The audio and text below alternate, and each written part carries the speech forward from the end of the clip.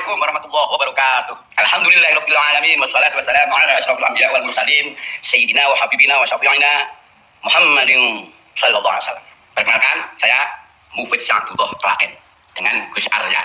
Karena saya sudah kenal, sudah tahu, tidak ingin kenal tapi tahu oknum keturunan Yahudi yang bernama Lutfi bin Yahya dari tahun 1980. Dari dulu saya sudah mencurigai dengan orang tersebut. Oknum keturunan Yahudi Lutfi bin Yahya dulu pernah diwedi di rumahnya Pak Abdul Hadi, sering bersama budaknya yang bernama Zahid, orang tempur.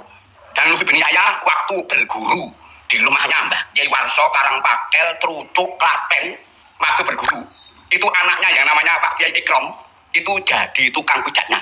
Bagaimana menurut Anda? Saya talim anak guru sudah di tukang pijat. wis ora ketok Lutfi bin Yahya itu. Terus yang namanya Zahid disuruh dimintai bantuan untuk bikin pondok pesantren.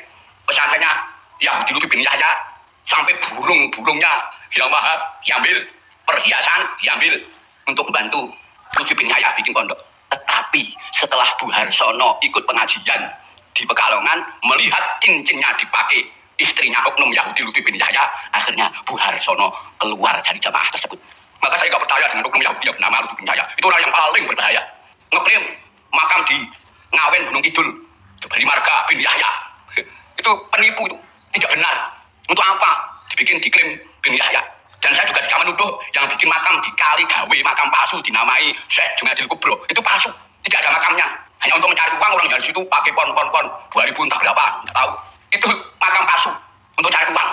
Kalau saya nggak percaya itu makam palsu, bongkar. Nanti kalau itu ada jenazah, silakan Mufid tuntut. Saya mantap, nggak percaya di Kali Gawe itu makam. Itu hanya tanah kosong diuntuk-untuk terus dijenengi Syekh Jumadil Kubro. Bukan penipuan ya. Makanya saya komen dan tidak percaya sama sekali dengan oknum keturunan Yahudi Lutfi bin Yahya. Orang tersebut menurut saya orang yang membahayakan NKRI. Karena apa? Sejarah dibelokkan, Fadil Jakman juga dibelokkan.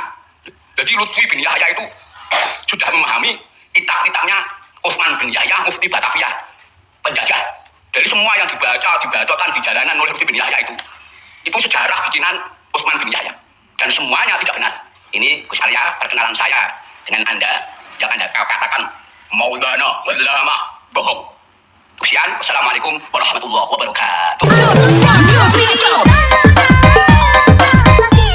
Assalamualaikum warahmatullahi wabarakatuh. Bismillahirrahmanirrahim. Allahumma sholli ala sayyidina Muhammadin wa ala alihi wa sahbihi ajma'in, amma ba'du. Ja'alanallahu wa iyyakum min ahlil khair was sa'ada fid dini wad dunya wal akhirah. Amin. Allahumma amin. Semoga Allah jadikan kita orang-orang yang beruntung di dunia, berbahagia di akhirat.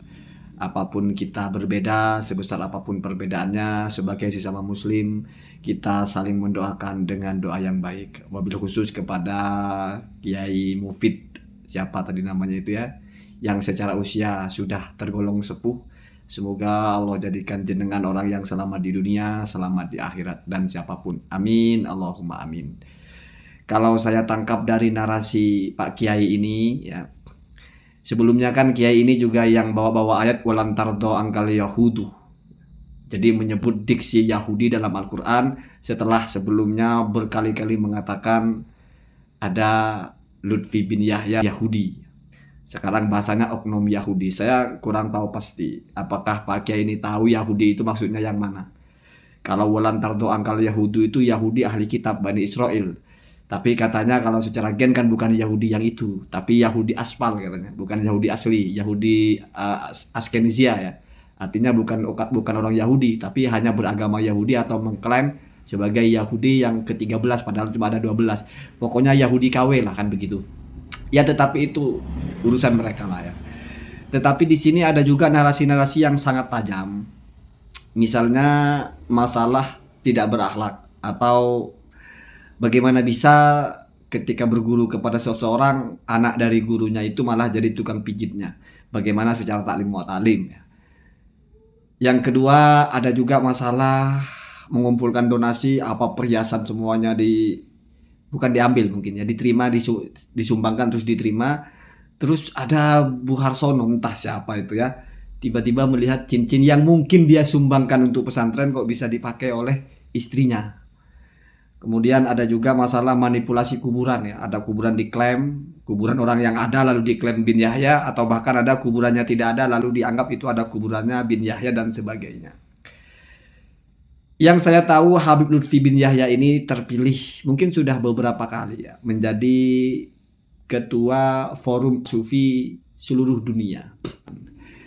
Jadi ini agak menarik sebetulnya bagaimana seorang kiai berani sekali berbicara dan meyakinkan, di mana pembicaraannya itu sangat tajam, menilep donasi ya, kan bahasa gampangnya kan begitu ya, dana untuk nyumbang kok malah dipakai misalnya ya, atau tidak beradab, atau tukang tipu kuburan. Bahkan narasinya itu berbahaya untuk NKRI menurut kiai itu ya. Ya wallahu alam atas dasar apa Pak Kiai berbicara begitu. Habib Lutfi berbahaya untuk NKRI ya. Ya entah NKRI apa maksudnya, berbahaya apa maksudnya. Cuma kalau sudah seperti ini kan mau diadu apanya? Mau ditanggapi dengan secara apa kan begitu. Saya kira mungkin ada pihak-pihak yang mestinya bertindak. Ditanya Kiai itu, benar nggak begitu? Apa datanya gitu? Apa buktinya gitu? Karena kalau misalnya itu dibiarkan begitu saja beredar narasi-narasi begitu, ya nanti akan menjadi dianggap sebagai sesuatu yang memang tidak salah. Kenapa? Kalau salah, kenapa nggak dibantah kan begitu? Saya ingat dulu ya, dulu ini bukan membanding-bandingkan, tapi ada ceritanya tentang Habib Lutfi ini ketika ada seorang ustadz Maher At-Twaili bi Allah yarham ya, sudah meninggalnya di penjara.